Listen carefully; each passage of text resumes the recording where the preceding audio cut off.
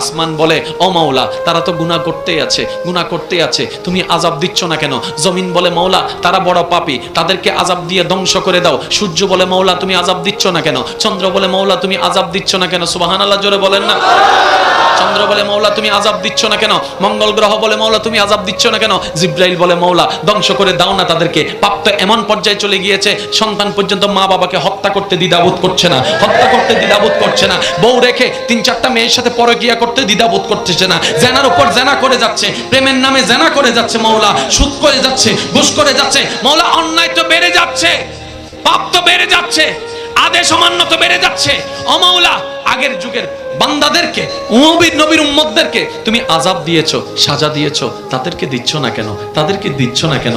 আসমানের প্রশ্ন, জমিনের প্রশ্ন, সূর্যের প্রশ্ন, চন্দ্রের প্রশ্ন, জিবরাইলের প্রশ্ন, ইসরাফিলের প্রশ্ন, মিকাইলের প্রশ্ন, আজরাইলের প্রশ্ন, জমিনের প্রশ্ন, সাগরের প্রশ্ন, পানির প্রশ্ন, হাওয়ার প্রশ্ন, মেঘের প্রশ্ন। এবার রব্বে করিম বলে শুনো তোমাদের কথা সত্য, আগের যুগের যারা আছে তাদেরকে আমি আযাব দিয়ে ধ্বংস করে দিয়েছি অমান্যতার কারণে, বেয়াদবির কারণে, গুনাহের